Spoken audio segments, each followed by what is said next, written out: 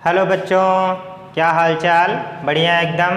तो आज फिर से एक बार हमारे इस चैनल में आपका स्वागत है और ये लेक्चर नंबर 2 है, chapter number 1 electric charge and field का। और ये लेक्चर काफ़ी इम्पॉर्टेंट है आप लोगों के लिए। ये एग्ज़ाम पॉइंट ऑफ व्यू से इतना इम्पॉर्टेंट नहीं है, पर इस चैप्टर के आगे के टॉपिक्स को समझने के लिए बहुत ज़्यादा इम्पॉर्टेंट है। और इसमें हम बात करेंगे इलेक्ट्रिक चार्ज के टाइप की, मतलब कितने टाइप के इलेक्ट्रिक चार्ज होते हैं। वैसे आप पिछले लेक्चर में भी आप समझ गए होंगे कि इलेक्ट्रिक चार्ज 2 ही प्रकार के होते हैं, पर इस लेक्चर में आपको फील आएगा कि ये जो धन आवेश और ऋण आवेश होते हैं, प्लस और माइनस चार्ज होते हैं, इनके नाम क्यों प्लस माइनस ही रखे गए? लाल या नीला क्यों नहीं रख दिया गया? काला या सफ़ेद क्यों नहीं रख दिया गया? किसी पक्षी, किसी पेड़ का नाम क्यों नहीं रख दिया गया? इस बात की फील करवाई जाएगी। और कौन से ऐसे साइंटिस्ट हैं जिन्होंने इसका नाम माइनस और प्लस ही रखा है, तो इस बात पर चर्चा करेंगे। ज़्यादा टाइम ना लेते हुए हम इस लेक्चर में आगे बढ़ेंगे और इसमें काफ़ी मज़ा आने वाला है आप लोगों को। तो इस वीडियो में अंत तक बने रहिए, ध्यान से देखिए डियर स्टूडेंट। और सभी लोगों को मैं इस लेक्चर में एक बात बता देना चाहता हूँ कि बेटा देखो, पढ़ने के लिए फिजिक्स एक कठिन विषय है, सभी को पता है, और इसमें काफ़ी ज़्यादा मेहनत करनी पड़ती है। इसके लिए आप लोगों को खुद को मोटिवेट करना होगा। मोटिवेशन हमेशा ज़रूरी है। अगर आपके पास मोटिवेशन होगा तो आप आगे बढ़ सकते हैं और फिजिक्स में अच्छा स्कोर कर पाएंगे। इसके लिए आपको मेरे लेक्चर को हमेशा देखते रहना होगा और कोई भी वीडियो स्किप नहीं करना होगा। ये बात आपको ध्यान रखनी है, ठीक है? और मोटिवेशन कहाँ से मिलेगी आप लोगों को? ये मोटिवेशन खुद के अंदर होती है, बार बार मोटिवेशन की वीडियो देखने से नहीं मिलती है। खुद के अंदर एक मोटिवेशन लाइए और खुद को इंस्पायर करिए अंदर से कि मुझे कुछ करना है और आगे बढ़ना है।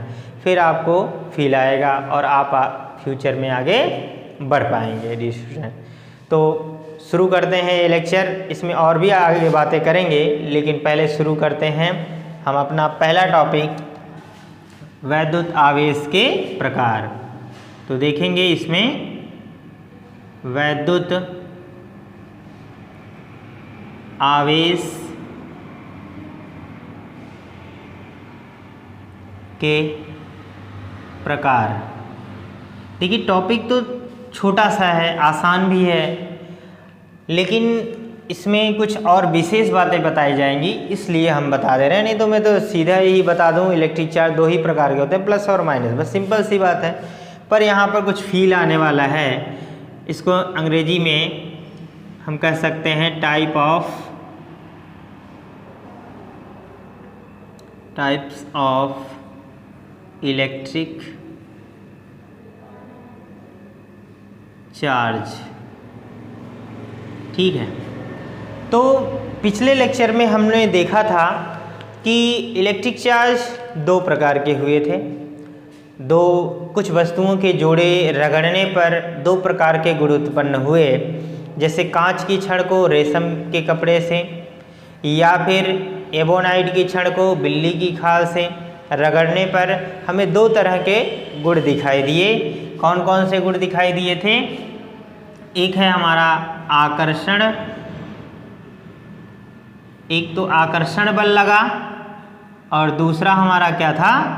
प्रतिकर्षण बल लगा।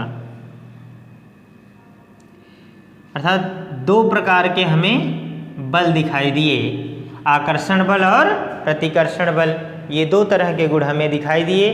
तो इन दोनों गुणों से ही हम समझ सकते हैं कि इलेक्ट्रिक चार्ज 2 ही प्रकार के होंगे। वे क्या होंगे? 2 प्रकार के होंगे तो क्या होंगे, ठीक है?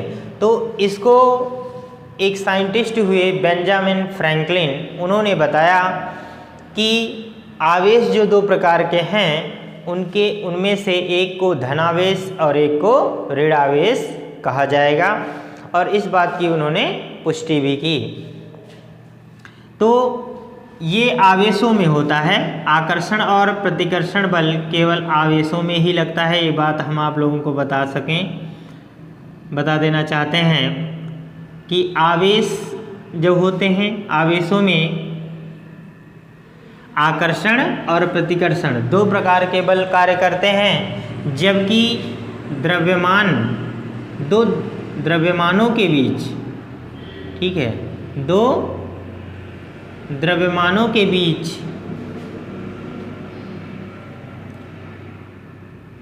आवेशों के बीच लिख लें, आवेशों के बीच ये बल कार्य करते हैं और द्रव्यमानों के बीच कौन सा बल कार्य करता है? आप लोगों ने 11th क्लास में पढ़ा होगा न्यूटन का सार्वत्रिक गुरुत्वाकर्षण का नियम, उसमें बताया गया होगा दो द्रव्यमानों के बीच कौन से बल लगते हैं? केवल आकर्षण बल लगता है, केवल आकर्षण बल लगता है। तो ये आपको भी ध्यान रखना है। यदि आवेश रहित कोई पदार्थ है द्रव्यमान के रूप में, हालांकि आवेशों में भी द्रव्यमान होते हैं, तो लेकिन अगर उस पर चार्ज नहीं है तो केवल द्रव्यमान रहेगा और उन कणों के बीच केवल आकर्षण बल लगेगा, ना तो उसमें प्रतिकर्षण होगा, प्रतिकर्षण उसमें नहीं लगेगा। ठीक है, तो ये तो बात हो गई। अब हम देखते हैं बेंजामिन फ्रैंकलिन ने बताया। किसने बताया? बेंजामिन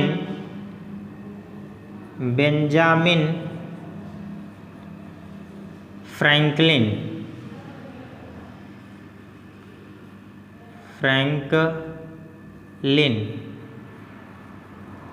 के अनुसार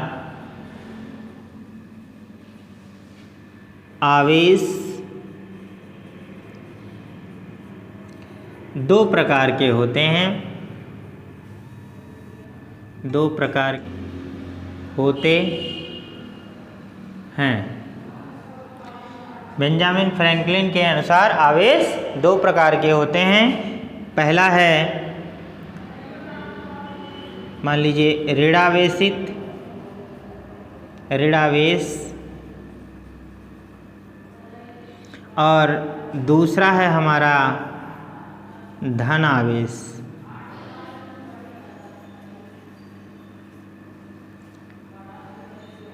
ठीक है, निगेटिव चार्ज और पॉजिटिव चार्ज।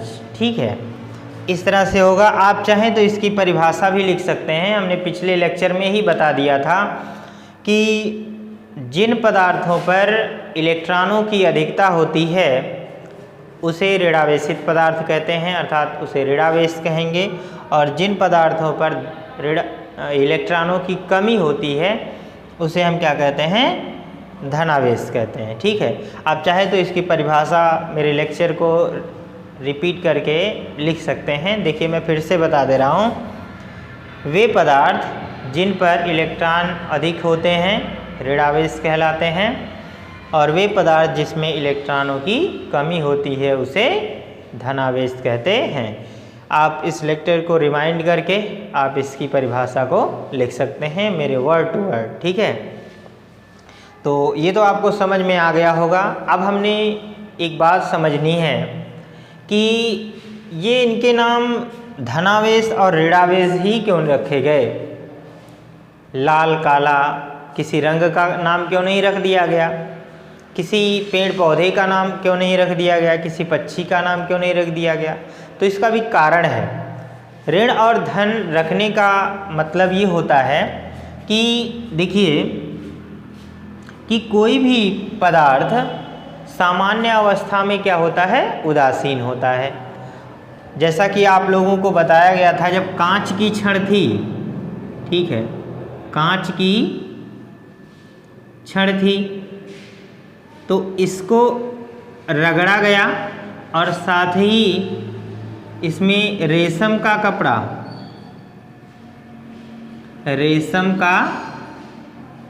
कपड़ा, अगर रेशम के कपड़े से जब रगड़ा गया तो इस पर से इलेक्ट्रॉन इसमें ट्रांसफ़र हो गए।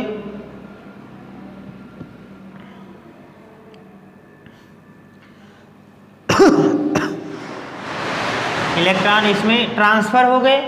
फिर इसमें क्या हुआ, इसमें इलेक्ट्रॉनों की अधिकता हो गई और इसमें क्या हो गए, पॉजिटिव चार्ज आ गए। ठीक है, तो होता क्या है, जब इलेक्ट्रॉन इसमें चले गए और धनावेशों की संख्या इसमें अधिक हो गई, लेकिन दोबारा से हम अगर कांच की छड़ को रेशम के साथ जोड़ दें तो फिर क्या हो जाएगा, फिर से ये उदासीन अवस्था में आ जाएगा।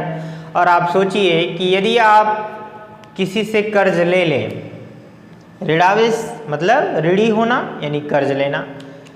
छोटा सा एग्जाम्पल है, आप किसी से कुछ पैसे उधार ले लें तो आप ऋणी हो गए, अर्थात आपके पास ऋण हो गया, और फिर से उसके पास क्या था, वो धनी था तभी तो आपको दिया। फिर क्या है, अगर आपके पास धन आ जाता है, आप एक दूसरे से मिल जाते हैं, तो क्या होगा, कोई किसी का ऋणी नहीं होगा। आपके पास पैसे आ जाएंगे तो आप उसे वापस से, जैसे अगर इसको जोड़ दिया जाए तो ऋणावेश फिर से इसमें चले आएंगे।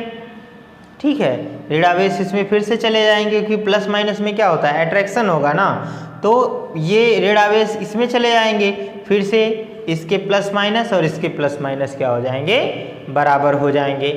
इसके लिए भी आप लोग जानते हैं कि परमाणु, देखिए पीछे आप लोग पढ़ चुके होंगे, परमाणु होता है एक गोलाकार संरचना होती है। ठीक है, इसके बीच में क्या होता है, नाभिक होता है। क्या होता है, नाभिक। ठीक है, और इसके बाहरी कक्षा में इलेक्ट्रॉन होते हैं। ठीक है, और भी ढेर सारी कक्षाएं होती हैं। नाभिक में क्या क्या चीज़ें होती हैं, प्रोटॉन होता है और न्यूट्रॉन होता है, और ये आपका क्या है, इलेक्ट्रॉन है। इलेक्ट्रॉन पर क्या होता है, ऋणावेश, और प्रोटॉन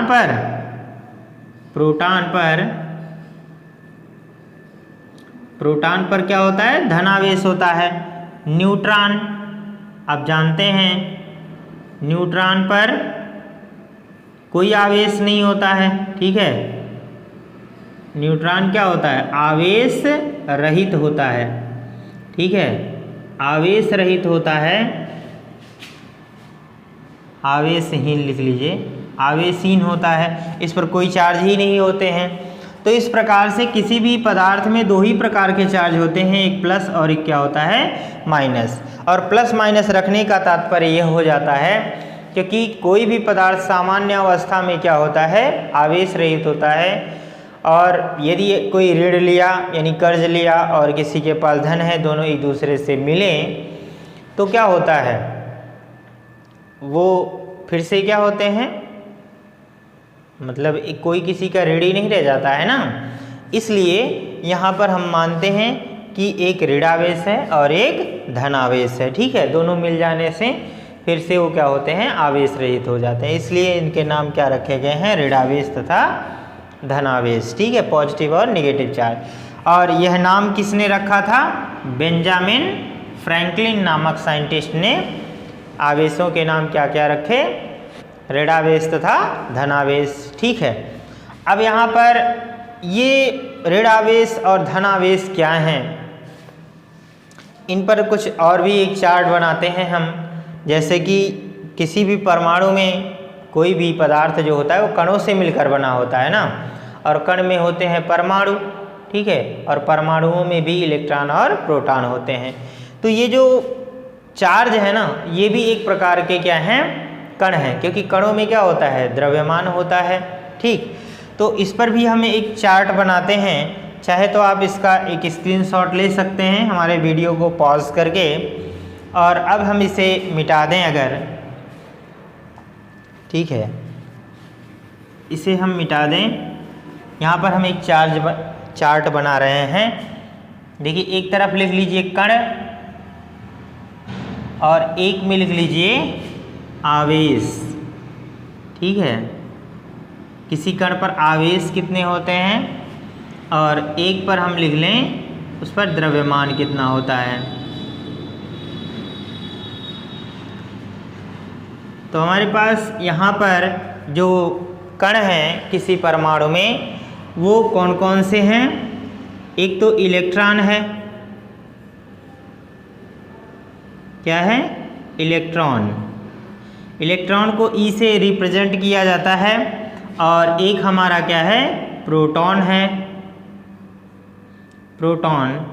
प्रोटॉन को पी से, ठीक है, इस पर प्लस चार्ज होते हैं। और एक हमारा तीसरा कण है न्यूट्रॉन, इसको एन से रिप्रेजेंट किया जाता है, स्मॉल एन से।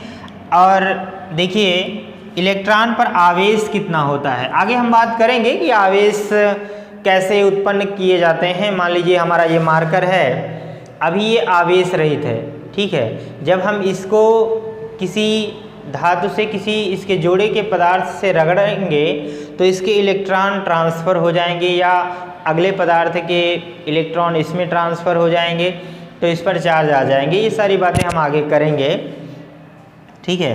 तो इलेक्ट्रॉन पर सामान्यतः जो चार्ज होता है वो क्या होता है? देखिए ये ऋणावेशित होता है, इसलिए इसमें -1.6 मल्टीप्लाई 10⁻⁻19 कूलाम चार्ज होता है। ये सी का मतलब क्या है? कूलाम। ध्यान रखना है आपको, कूलाम ये आवेश का मात्रक है, ठीक है। हम यहाँ लिख भी दे रहे हैं, सी को कूलाम लिख दे रहे हैं, ठीक है, ये कूलाम है। और इलेक्ट्रॉन का जो द्रव्यमान होता है वो 9.1 × 10⁻⁻31 किलोग्राम होता है।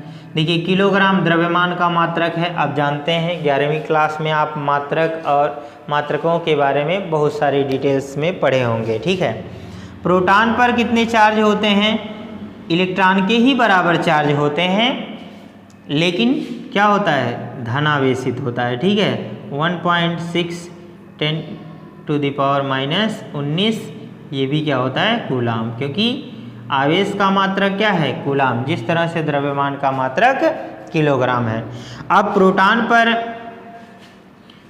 प्रोटॉन का जो द्रव्यमान है वो 1.67 मल्टीप्लाई 10⁻⁻27 kg, ठीक है। और न्यूट्रॉन पर क्या होता है? कोई आवेश नहीं होते हैं, ठीक है। ये आवेश रहित होता है। क्या होता है? आवेश रहित, ठीक है। और इसका भी द्रव्यमान 1.67 मल्टीप्लाई 10⁻⁻27 kg है, ठीक है। इस तरह से ये लिखा जाता है। हालांकि न्यूट्रॉन प्रोटॉन से क्या होता है? भारी होता है, इसके द्रव्यमान और भी ज़्यादा होते हैं। अगर हम दशमलव के और अधिक स्थान पर लें तो न्यूट्रॉन का द्रव्यमान प्रोटॉन के द्रव्यमान से क्या होता है? थोड़ा सा अधिक होता है, ठीक है। भले ही उस पर आवेश नहीं है, फिर भी ये क्या होता है? भारी कण है प्रोटॉन की अपेक्षा, ठीक है। आप इसका स्क्रीनशॉट ले सकते हैं और फिर भी कोई डाउट्स रह जाते हैं तो कमेंट सेक्शन में आप लिख सकते हैं। ये मेरा जो लेक्चर है आप पूरा चाहे तो अपने नोट्स में उतार सकते हैं। कोई PDF बनाने की हमें कोई ज़रूरत नहीं है, लेकिन फिर भी अगर आपको ज़रूरत है तो कमेंट सेक्शन में लिखिए, हम इस लेक्चर के PDF आपको डिस्क्रिप्शन में दे देंगे। आप इसका स्क्रीनशॉट। हमारा नेक्स्ट टॉपिक है चालक तथा विद्युतरोधी पदार्थ यानी कंडक्टर एंड इंसुलेटर। कंडक्टर आप देखते हैं बिजली के खंभे में जो तार लगा होता है उसमें से धारा प्रवाहित होती है, यानी आवेश प्रवाहित होते हैं, इसीलिए उसे चालक, आवेश चलते हैं उसमें से, इसलिए उसे हम क्या कहते हैं? चालक कहते हैं। और विद्युत रोधी यानी विद्युत को रोकने वाला, उसे इंग्लिश में कहते हैं इंसुलेटर। आप लोगों ने सुना होगा जो खंभे पर एक पत्थर लगा हुआ होता है उसका नाम इंसुलेटर है, ठीक है। आप लोगों ने सुना होगा, तो इंग्लिश आप यहाँ से लर्न कर सकते हैं। तो यहाँ पर हम सबसे पहले बात करेंगे चालक की। चालक क्या होता है, ठीक है। चालक की परिभाषा लिखेंगे। देखिए हम ऐसे भी बोल देंगे, वे पदार्थ जो अपने भीतर से आवेशों को प्रवाहित होने दें उन्हें हम चालक पदार्थ कहते हैं, यानी आवेश जिसमें से चल सकें। सिंपल सी बात है, जिसमें से आवेश चल सकें वो चालक है, और जिसमें से आवेश ना चल सकें मतलब एक स्थान से दूसरे स्थान तक ना जाएं उसे हम क्या कहेंगे, विद्युत रोधी कहेंगे ना। तो ये समझना है। आप चाहे तो लिख भी सकते हैं। देखिए यहाँ कहेंगे चालक, चालक में लिखेंगे वे पदार्थ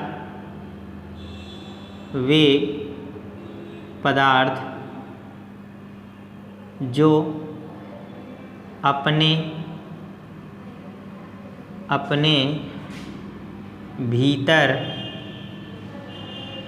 अपने भीतर से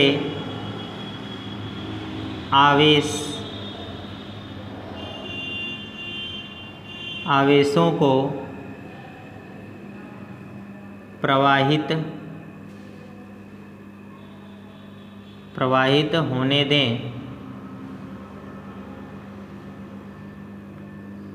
दें, अर्थात आवेशों का आदान प्रदान हो सके, एक स्थान से दूसरे स्थान तक प्रवाहित होने दें, उन्हें चालक कहते हैं या चालक पदार्थ कहते हैं। चालक पदार्थ कहते हैं।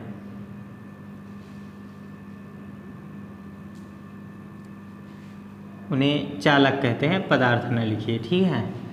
इसमें इस तरह से लिख दीजिए, चालक कहते हैं। जैसे एग्जाम्पल है हमारा, जैसे कि सभी धातुएं हैं, सामान्यतः सभी धातुएं क्या होती हैं, चालक होती हैं। यहाँ पर हम लिखेंगे धातुएं, सभी धातुएं नहीं, कुछ धातुएं, ठीक है। जैसे धातुएं जैसे चांदी,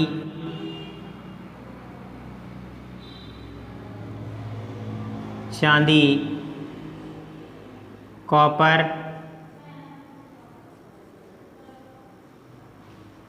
एल्यूमिनियम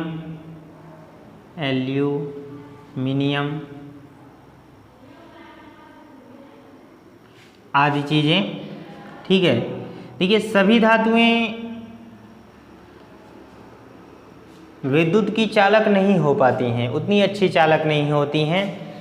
सबसे अच्छा चालक पदार्थ चांदी है, उसके बाद कॉपर है, फिर एल्युमिनियम है, फिर और भी धातुएं हैं, लेकिन वो विद्युत की कम चालक हैं, ठीक है।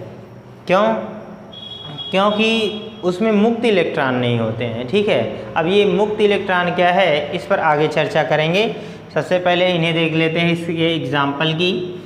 इसमें देखिए धातुएं जैसे चांदी, कॉपर, एल्युमिनियम होता है, और सभी सजीव,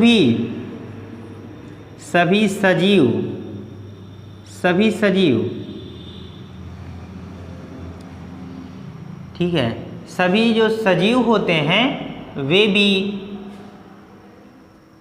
चालक होते हैं। क्यों? क्योंकि आप लोगों ने देखा होगा कि जब बिजली का झटका लगता है तो हमारे अंदर से भी बिजली प्रवाहित हो जाती है। आप एक हाथ से अगर कहीं बिजली का तार आपसे टच हो गया तो बगल में अगर कोई व्यक्ति खड़ा है आपसे उससे टच हो जाए तो वह भी, उसको भी क्या होता है, बिजली का झटका लग जाता है। क्यों? क्योंकि आप तो विद्युत के चालक हो गए, आपके भीतर से आवेश क्या होता है, प्रवाहित हो सकता है, एक स्थान से दूसरे स्थान तक ट्रांसफ़र हो जाता है। और इसी तरह से सभी सजीव क्या होते हैं, सभी सजीव विद्युत के चालक होते हैं। यदि चालकता से बचना है तो उसमें विद्युत रोधी पदार्थ का संपर्क होना चाहिए आपसे, ताकि जैसे कि आप देखते हैं पेचकस में प्लास्टिक का एक कवर लगा हुआ होता है जिससे आप लोहे से टच ना हो पाएँ और आप इलेक्ट्रॉन या चार्जेस उस धातु से आप तक नहीं पहुंच पाएंगे, ठीक है। ये होता है, किसी भी विद्युत रोधी पदार्थ का कवर लगाया जा सकता है, ठीक है। तो ये होता है हमारा चालक पदार्थ। अच्छा, चालक पदार्थों में आवेश जो होता है वो प्रवाहित होता है, ठीक है। तो क्या चीज़ें प्रवाहित होती हैं, कौन सी ऐसी चीज़ है, जैसे आवेश तो दो तरह के होते हैं, है ना, धनावेश और ऋणावेश। किसी भी पदार्थ में इलेक्ट्रॉन और प्रोटॉन होते हैं तो इलेक्ट्रॉन ही प्रवाहित होते हैं, प्रोटॉन को अपने स्थान से हटाना बड़ा कठिन है, ठीक है। तो इलेक्ट्रॉन ही प्रवाहित होता है, वो भी मुक्त इलेक्ट्रॉन, सारे इलेक्ट्रॉन नहीं प्रवाहित होते हैं, केवल मुक्त इलेक्ट्रॉन प्रवाहित होते हैं। अब इन मुक्त इलेक्ट्रॉनों की बात हम आगे करेंगे, लेकिन इसके पहले हम यहाँ पर पहले देख लें विद्युत रोधी पदार्थ क्या है। इसकी खास बात और है, यहाँ पर ये भी आप लिख लीजिए कि चालक पदार्थों में, यहाँ पर लिख लीजिएगा चालक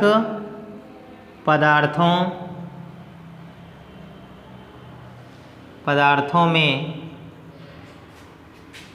मुक्त इलेक्ट्रॉन होते हैं, मुक्त इलेक्ट्रॉन होते हैं, ठीक है, मुक्त इलेक्ट्रॉन होते हैं और यही मुक्त इलेक्ट्रॉन प्रवाहित होते हैं, ठीक है। इसलिए इन्हें हम क्या कहते हैं, चालक कहते हैं। और अब हम देखेंगे विद्युत रोधी।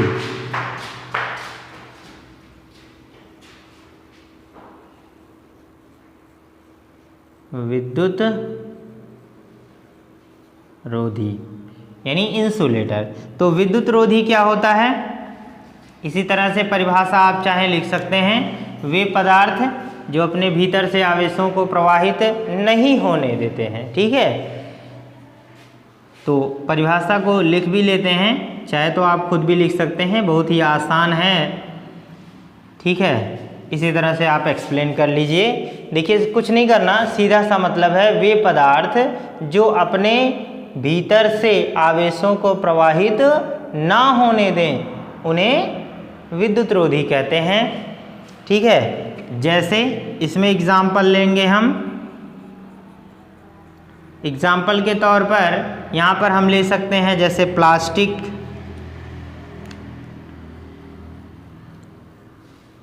प्लास्टिक, कांच, लकड़ी, रबर इत्यादि, ठीक है। इत्यादि चीज़ें क्या होती हैं, विद्युत रोधी होती हैं, क्योंकि इनके भीतर से आवेश प्रवाहित नहीं होते हैं। अच्छा, क्यों नहीं प्रवाहित होते हैं, क्योंकि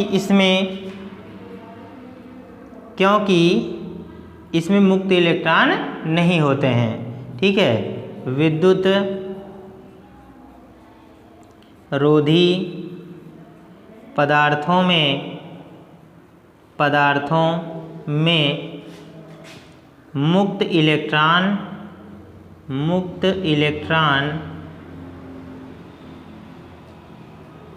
नहीं होते, मुक्त इलेक्ट्रॉन नहीं होते हैं।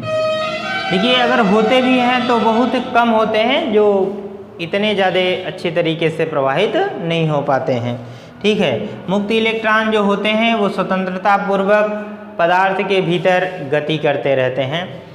अब यहाँ पर बात आती है कि ये मुक्त इलेक्ट्रॉन होते क्या हैं। मुक्त इलेक्ट्रॉन मतलब जो स्वतंत्र हो, मुक्त हो, उसे पकड़ा ना जा सके, उन्हीं को हम क्या कहते हैं, मुक्त इलेक्ट्रॉन, ठीक है। तो देखेंगे मुक्त इलेक्ट्रॉन क्या होते हैं, इस पर बात करते हैं। आप लोगों ने सुना है कि जैसे पढ़े ही होंगे कि एक परमाणु के भीतर क्या होता है, नाभिक होता है, ठीक है। और नाभिक में प्रोटॉन और न्यूट्रॉन होते हैं। इसके बाहरी कक्षाओं में देखिए एक ही कक्षा नहीं होती है, बहुत सारी कक्षाएं होती हैं, ठीक है। फॉर एग्जाम्पल यहाँ पर हम मान लीजिए सोडियम का एक परमाणु ले रहे हैं। सोडियम 11 नंबर पर है, आप पढ़ चुके होंगे 11वीं क्लास में। सोडियम 11 का यदि हम इलेक्ट्रॉनिक विन्यास करें, इलेक्ट्रॉनिक विन्यास आप जानते हैं 2, 8, पहले कोष में क्या होते हैं, 2 इलेक्ट्रॉन होते हैं, फिर दूसरे कोष में क्या होते हैं, 8 इलेक्ट्रॉन होते हैं, इसके बाद 18 होता है। लेकिन हम यहाँ पर एक ही इलेक्ट्रॉन रखेंगे, क्यों, क्योंकि इसमें 11 ही इलेक्ट्रॉन हैं। पहले कोष में 2 और 8 10 और एक ये क्या हो जाएगा 11, इस तरह से। तो आप जानते हैं कि ये नाभिक है, नाभिक के बाहर क्या होता है, कोष होते हैं, ठीक है, कोषों में इलेक्ट्रॉन होते हैं। मान लीजिए ये पहला कोष है, ये दूसरा कोष है, इसी तरह से तीसरा कोष है। हमारे पास यहाँ पर 3 कोष दिखाए गए हैं, और भी कोष इसी तरह से होते हैं। अब देखिए यहाँ पर पहले कोष में 2 इलेक्ट्रॉन हैं, ठीक है, ये हमारा कोष है, ध्यान रखना है आपको, ये नाभिक है, ठीक। ये कोषों में क्या है, पहले कोष में 2 इलेक्ट्रॉन हो गए, और दूसरे कोष में क्या होंगे, 8 इलेक्ट्रॉन हैं, 2 3 4 5 6 7 8, और तीसरे कोष में कितने इलेक्ट्रॉन हैं, 1 इलेक्ट्रॉन है, ठीक है। और यहाँ पर आपको ध्यान रखना है, इस कोष में इन कोषों के नाम भी होते हैं, जैसे पहले कोष का नाम K L M, और ये है क्या है, N है, और इनमें नंबरिंग भी दिया जाता है 1 2 3 4, इस तरह से कोष के नंबर्स हैं और उनके नाम हैं, ठीक है। आगे भी ऐसे कोष होंगे, और बंटवारा होता है 2 8 18 32, इस तरह से आप जानते हैं। यहाँ खास बात समझनी ये है कि देखिए प्रोटॉन पर धनावेश होता है, और किसी भी पदार्थ में जितने इलेक्ट्रॉन होते हैं उतने ही प्रोटॉन भी होते हैं। अगर देखिए सोडियम में देखिए ये 11 नंबर पर है, और यहाँ पर किया गया है इलेक्ट्रॉनिक विन्यास, ठीक है, यानी इलेक्ट्रॉनिक विन्यास का मतलब इलेक्ट्रॉनों का बंटवारा, ठीक है, इलेक्ट्रॉनों का बंटवारा। तो इसमें 11 इलेक्ट्रॉन हैं, और इलेक्ट्रॉनों का हमने बंटवारा इस तरह से कर दिया, और हमने बताया कि अगर इलेक्ट्रॉन 11 हैं तो इसमें प्रोटॉन भी क्या होंगे, इलेक्ट्रॉन क्या हैं, 11 हैं, ठीक, तो प्रोटॉन भी क्या होंगे, 11 ही होंगे, ठीक। अगर इलेक्ट्रॉन 11 हैं तो प्रोटॉन भी क्या होंगे, 11 होंगे। तो ये क्या होते हैं, ये प्लस है, इसमें एक ही प्रोटॉन, हमने P लिखा है एक, लेकिन यहाँ पर प्लसों की संख्या क्या होगी, 11 होगी ना, बहुत सारे ऐसे प्लस होंगे, और 11 ही इलेक्ट्रॉनों को क्या करेगा, ये अपनी ओर आकर्षित करेगा। इलेक्ट्रॉन और प्रोटॉन क्या होंगे, एक दूसरे की ओर आकर्षण बल से बंधे रहेंगे, क्योंकि ये क्या है, अनलाइक चार्ज हैं, ठीक। तो लेकिन एक बात ये भी समझना है कि जो आवेश जितने समीप हैं उतने ही अधिक आकर्षण बल से बंधे रहेंगे, और जो आवेश दूर हैं उन पर आकर्षण बल क्या होगा, कम होगा। इसी तरह से जैसे जैसे इलेक्ट्रॉनों की नाभिक से दूरी बढ़ेगी, वैसे वैसे आकर्षण बल भी क्या होगा, कम होता जाएगा। इस प्रकार हम कह सकते हैं जो बाहरी कोष में इलेक्ट्रॉन हैं उस पर आकर्षण बल क्या होगा, बहुत कम होगा, और इसे हम आसानी से थोड़ा सा ही बल लगाकर हम इसे इसके कोष से बाहर निकाल सकते हैं।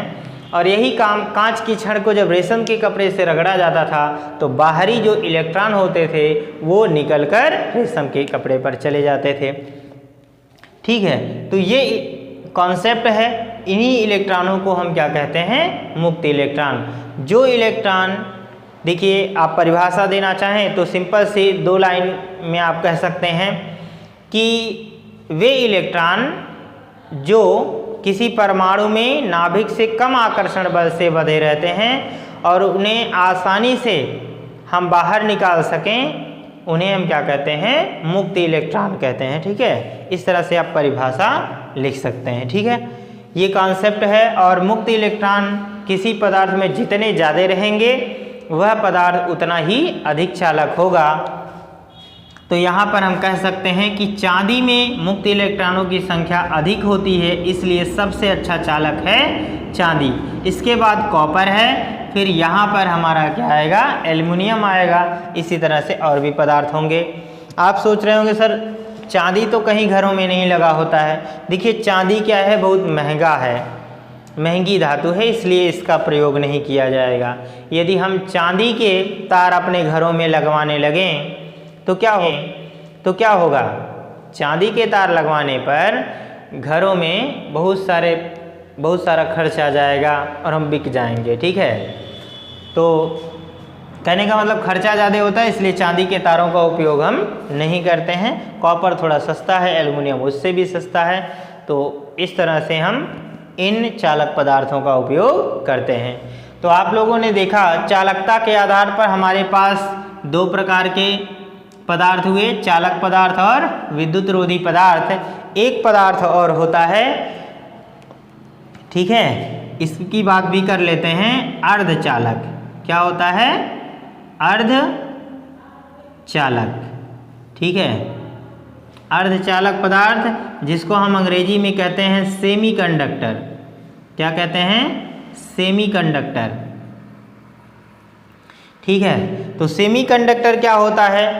देखिए सामान्य अवस्था में, देखिए नाम ही है इसका अर्धचालक, मतलब आधा चालक है, पूरा चालक नहीं है। तो आधा चालक है तो आधा कुचालक होगा, यानी विद्युत रोधी होगा। यहाँ पर एक बात और समझ लीजिए सभी लोग, देखिए चालक को हम सुचालक भी कहते हैं, ठीक है, ये समझना है। और विद्युत रोधी को अचालक और कुचालक दो नामों से और भी जाना जाता है, ठीक है। और अर्धचालक क्या होते हैं? देखिए जितनी उपधातुएं होती हैं वे क्या होती हैं? अर्धचालक होती हैं, ठीक है। और अर्धचालक में जैसे सिलिकॉन और जर्मेनियम है, ये पदार्थ आते हैं। अब अर्धचालक की परिभाषा अगर देनी हो तो आप कह सकते हैं कि वे पदार्थ जो चालक से कम चालक होते हैं, मतलब जिनकी चालकता चालकों से कम परंतु विद्युत रोधी पदार्थों से अधिक होती है, उन्हें हम क्या कहते हैं? अर्धचालक कहते हैं। इस तरह से भी दे सकते हैं। और दूसरी परिभाषा ये कह सकते हैं कि वे पदार्थ जो सामान्य अवस्था में तो अर्धचालक होते हैं, पर कुछ विशेष स्थितियों में ये चालक पदार्थों की भांति व्यवहार करते हैं। यहाँ पर हम परिभाषा लिख भी दे रहे हैं, ठीक है। यहाँ पर लिखें वे पदार्थ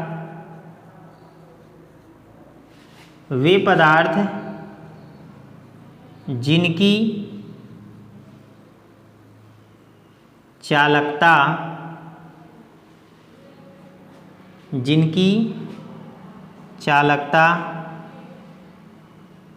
चालकों से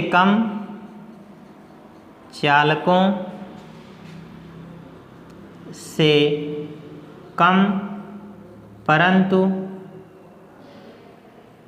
विद्युत रोधियों से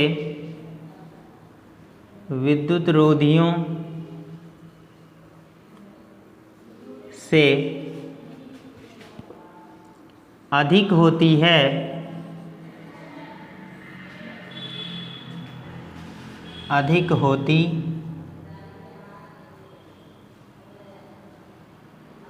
होती है, उन्हें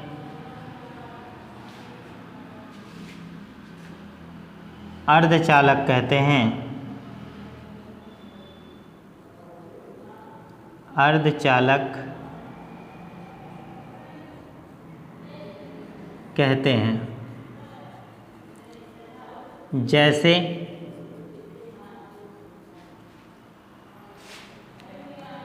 जैसे सिलिकॉन और जर्मेनियम, ठीक है। ये दो हमारे अच्छे एग्जाम्पल हैं। और देखिए हमारे जीवन में अर्धचालकों का उपयोग आजकल बहुत अधिक हो रहा है। जैसा कि जहाँ पर मैं ये वीडियो शूट कर रहा हूँ, यहाँ पर जो LED लगा हुआ है हमारे मोबाइल में, हमारे इस माइक में भी सेमीकंडक्टर का अधिक से अधिक उपयोग हुआ है।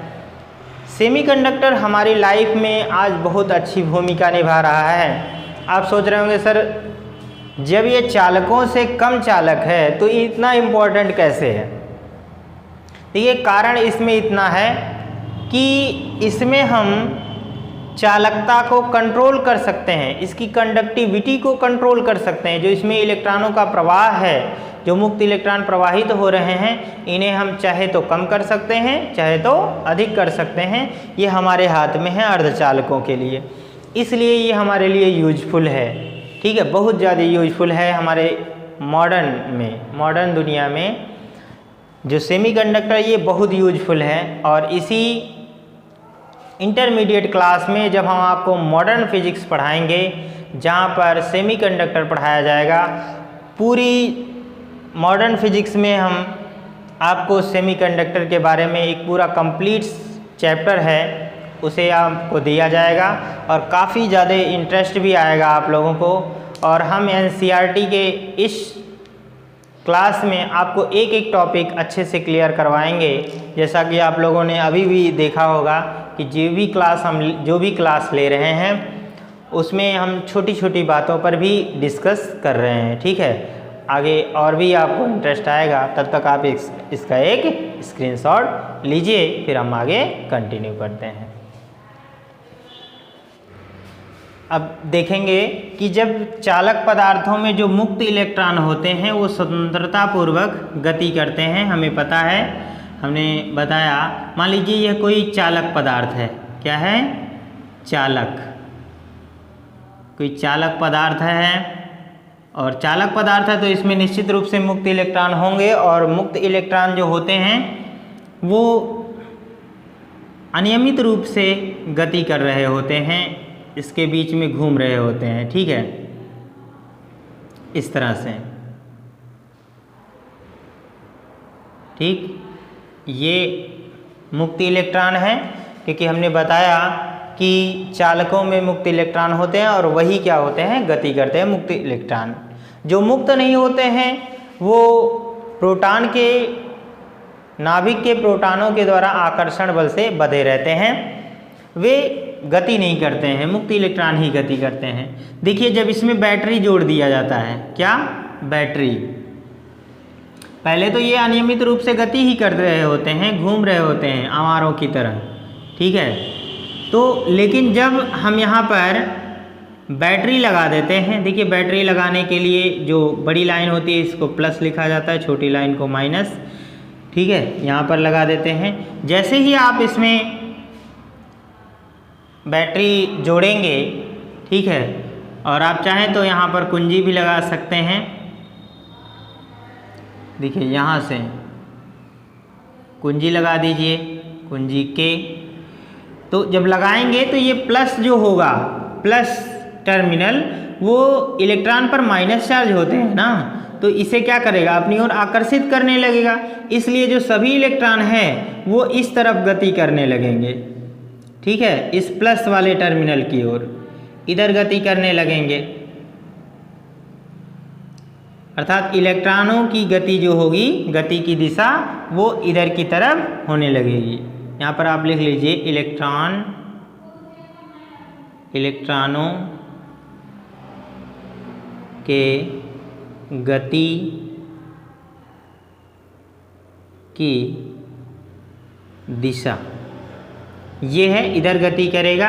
पर आपको ध्यान रखना है, इलेक्ट्रॉन जिस तरफ गति करते हैं, जो धारा है वो इधर की तरफ प्रवाहित होती है। जो वैद्युत धारा होती है वो इलेक्ट्रॉनों के प्रवाह के विपरीत दिशा में मानी जाती है। ठीक है, ये होगी धारा की दिशा उस पदार्थ में। ठीक है, धारा की दिशा। क्या किसी को एक बात मन में सवाल उठ रहा है कि सर मान लीजिए कि हमने बैटरी बहुत ज़्यादा समय तक लगा दिया, सारे इलेक्ट्रॉन इधर चले आए, तो अधिक समय तक फिर भी वैद्युत धारा क्यों प्रवाहित होती रहती है? देखिए क्या होता है, ऐसा नहीं है कि जब इधर से ये माइनस चार्ज को लेगा तो इधर से फिर से ट्रांसफ़र करेगा, इधर फिर जाएगा। ठीक है, यहाँ पर देखिए, यहाँ पर जुड़ा हुआ है, इधर माइनस टर्मिनल इसमें आ रहा है ना, बैटरी में ही आ रहा है, तो बैटरी के माइनस सिरे से ये इलेक्ट्रॉन फिर से इधर जाएंगे। ठीक है, इस तरह से ये टर्म जो है चलता रहता है और इलेक्ट्रॉनों की कमी नहीं होती है। ठीक है, और विद्युत रोधी पदार्थों में क्या होता है? जब विद्युत रोधी पदार्थ होते हैं तो उसमें मुक्त इलेक्ट्रॉन होते ही नहीं हैं। ऐसा नहीं कि इलेक्ट्रॉन नहीं होते हैं, इलेक्ट्रॉन होते हैं, पर मुक्त इलेक्ट्रॉन नहीं होते हैं जो घूमने वाले हों। तो क्या होगा? इनमें बैटरी जोड़ने से कोई प्रभाव नहीं पड़ता है। आप बैटरी जोड़ दीजिए, कोई दिक्कत नहीं होगी। जब मुक्त इलेक्ट्रॉन नहीं होंगे तो गति कौन करेगा? करंट कौन मारेगा? ठीक है, तो इसमें आप जोड़ेंगे तो कोई प्रभाव नहीं पड़ेगा। ये होते हैं विद्युत रोधी पदार्थ। ठीक है, तो और हम चालक और विद्युतरोधी की ही बात कर रहे थे, इस तरह से करेंगे। अच्छा, एक बात मन में सवाल ये भी उठ रहा होगा कि सर इलेक्ट्रॉन गति तो करते हैं तो कितना तेज़ी से चलते हैं, करंट तो बहुत तेज़ी से आता है। तो जो बता दें आप लोगों को, इलेक्ट्रॉनों की जो गति होती है वो प्रकाश के वेग के बराबर होती है, और आप जानते हैं प्रकाश का वेग 3 × 10⁸ मीटर प्रति सेकंड होता है। ठीक है, तो इलेक्ट्रॉनों का वेग प्रकाश के वेग के क्या होता है, बराबर होता है। यहाँ पर हम लिख लेंगे इलेक्ट्रॉनों का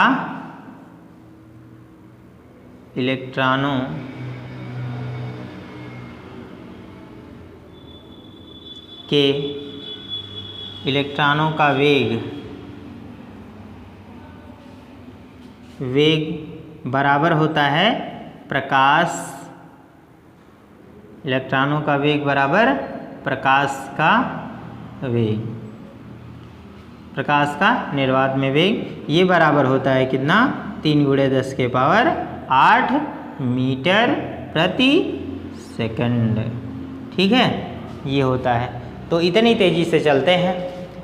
आ रहा है समझ में? इतना आप नोट कर लें, फिर आगे स्टार्ट करते हैं। ठीक है, नोट कर लिया? चलिए, अगला टॉपिक है 1.4 प्रेरण द्वारा आवेशन। प्रेरण द्वारा आवेशन। ठीक है, प्रेरण द्वारा आवेशन। इसमें हम सीखेंगे कि आवेश कैसे उत्पन्न किए जाते हैं।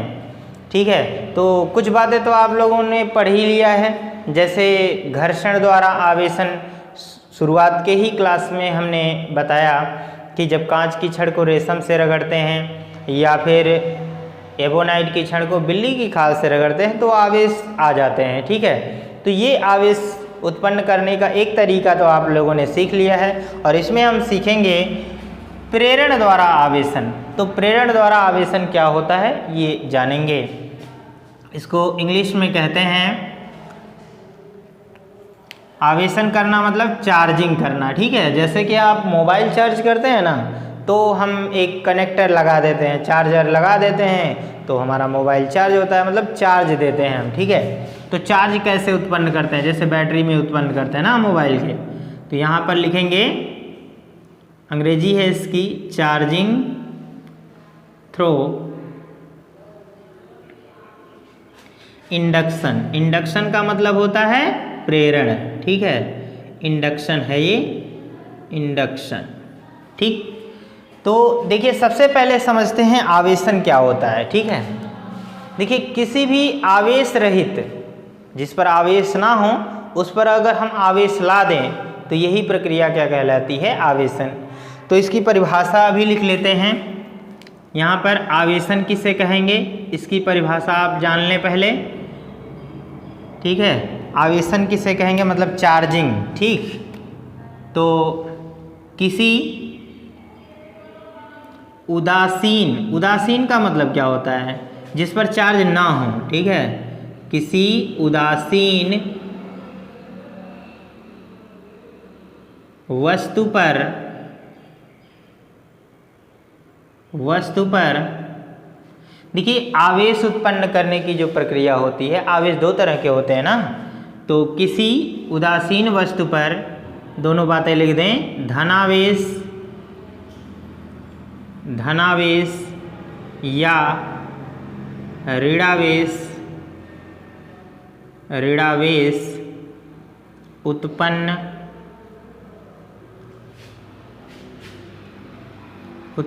करने की प्रक्रिया को आवेशन कहते हैं। क्या कहते हैं, आवेशन कहते हैं। अब हम देखेंगे आवेश जो होता है कितने प्रकार से उत्पन्न किया जा सकता है। ठीक है, तो यहाँ पर हम देखेंगे इसमें इसी के अंतर्गत एक प्रकार देख लेते हैं, टाइप। अगला टॉपिक आवेशन के प्रकार।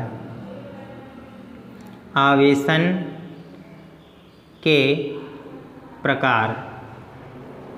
तो आवेशन टाइप ऑफ चार्जिंग, मतलब कितने प्रकार से चार्ज किया जा सकता है। ठीक है, एक चार्जिंग तो आप देखे हैं रगड़न कर, ठीक है, और रगड़ने को क्या कह सकते हैं, घर्षण। तो आवेशन का जो पहला टाइप है आप जानते हैं घर्षण द्वारा। पहला काम घर्षण द्वारा, ये चीज़ आप जानते हैं, है ना, फ्रिक्शन, बाय फ्रिक्शन। ठीक है, घर्षण द्वारा आप उत्पन्न कर सकते हैं। शुरू के लेक्चर में ही हम लोगों ने ये चीज़ देख लिया है, इस पर ज़्यादा डिटेल में चर्चा नहीं करेंगे। दूसरा आप देखिए, दूसरा है हमारा चालन द्वारा। क्या, चालन। एक और है चालन द्वारा। ठीक है, चालन द्वारा आप देखते हैं सभी को पता है, पर एग्जाम्पल हम दे दें। जैसे सपोज मान लो आपकी बैटरी चार्ज नहीं है, तो आप क्या करते हैं, उसको लाइट से कनेक्ट कर देते हैं ना, किसी तार के द्वारा। तो धीरे धीरे लाइट के जो चार्ज हैं, बिजली से जो चार्ज हैं, वो निकल कर आपकी बैटरी में आ जाते हैं, तो चार्जिंग हो जाती है। इसी को सपोज मान लीजिए, इसी चीज़ को हमको समझना है। मान लीजिए हमारे पास एक कोई वस्तु है जिस पर कोई चार्ज नहीं है, ये आवेश रहित है। क्या है, आवेश रहित है। यह आवेश रहित है, और यहाँ पर एक हम आवेशित वस्तु रख देते हैं। कौन सी वस्तु रख देते हैं, आवेशित। ये वस्तु कैसी है, आवेशित है। ठीक है, आवेशित है, और इसको हम तार के द्वारा क्या कर दें, जोड़ दें। तो इसके जो चार्ज हैं, ठीक है, प्लस या माइनस जो भी चार्ज होंगे, हालांकि माइनस चार्ज ही आते हैं, प्लस माइनस चार्ज इसमें सब जगह होंगे। ठीक है, इसमें जो चार्ज होंगे तो माइनस चार्ज ही आ सकते हैं, आप जानते हैं। तो चार्ज क्या होगा, इधर आवेशित वस्तु से आवेश रहित वस्तु की तरफ ट्रांसफर होने लगेगा। और तीसरा टॉपिक हमारा है प्रेरण द्वारा आवेशन। प्रेरण द्वारा आवेशन, इसी टॉपिक पर हमें बात करनी है। ठीक है, देखिए प्रेरण द्वारा आवेशन क्या होता है, ये आपको समझना है, यही टॉपिक हमारा चल रहा है। तो इस पर देखिए, अच्छा प्रेरण द्वारा, पहले इसे समझ लेते हैं, इसके शाब्दिक अर्थ को। आप लोगों ने सुना होगा इंसान को प्रेरणा मिलती है। ठीक है, जैसे जब किसी व्यक्ति को हम बिना टच किए, जैसे किसी महापुरुष की कहानी को पढ़कर हम प्रेरणा ले लेते हैं, जैसे महावीर स्वामी हैं, गौतम बुद्ध हैं, या फिर किसी भी महापुरुष जैसे लाल बहादुर शास्त्री हैं, चंद्रशेखर आज़ाद हैं, इन सब की कहानियों को पढ़कर हमें प्रेरणा मिलती है ना। वो हमें खुद प्रेरणा देने नहीं आते हैं, बल्कि उनके संपर्क में ना जाने से भी हमें प्रेरणा मिल जाती है। तो यही चीज़ है, जब हम किसी के संपर्क में ना जाएं, उनकी बातें उनके थोड़ा सा करीब जाकर ही, जैसे किताबों को पढ़कर ही हमें प्रेरणा मिल जाती है, ठीक इसी तरह से जब किसी पदार्थ को आवेश उसके संपर्क में जाए बिना ही मिल जाए, तो उसी को हम क्या कहेंगे, प्रेरण द्वारा आवेशन। तो इसकी परिभाषा को भी लिख देते हैं। ठीक है, तो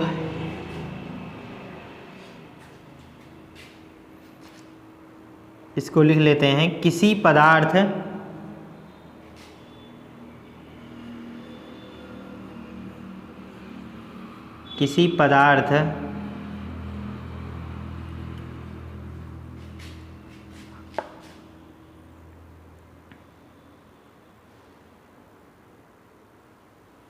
को संपर्कित किए बिना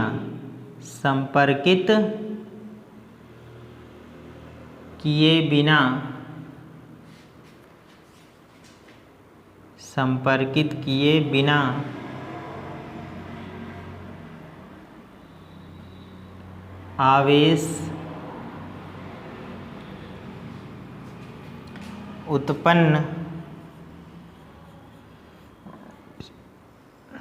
उत्पन्न करने की प्रक्रिया को प्रेरण द्वारा आवेशन कहते हैं। प्रेरण द्वारा आवेशन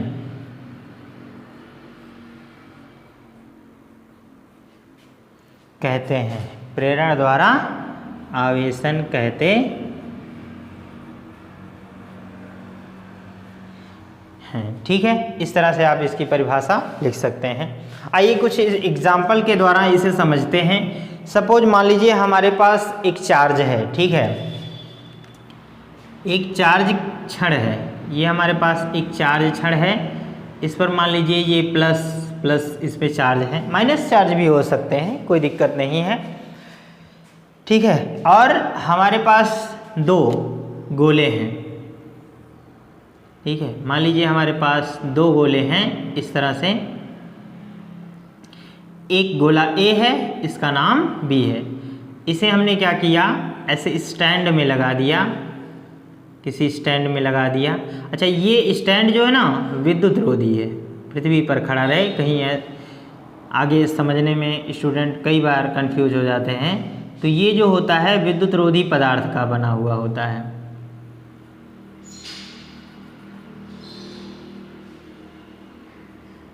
यहाँ पर विद्युत रोधी होता है ये, ठीक है। ये विद्युत रोधी पदार्थ का बना होता है। इसमें चार्ज होंगे। पहले सामान्य अवस्था में क्या है, ये आवेश रहित है, उदासीन है। दोनों गोले एक दूसरे से संपर्कित हैं, ठीक है। अब हम क्या करें, जब हम इस छड़ को इसके समीप लेकर आएंगे, ठीक है, इस छड़ को क्या करें, इसके समीप ले आएं। इसके जब समीप ले आएंगे तो इसमें प्लस और माइनस चार्ज होंगे। तो हम कहते हैं कि अनलाइक चार्जेज, मतलब विपरीत आवेशों में क्या होता है, आकर्षण होता है।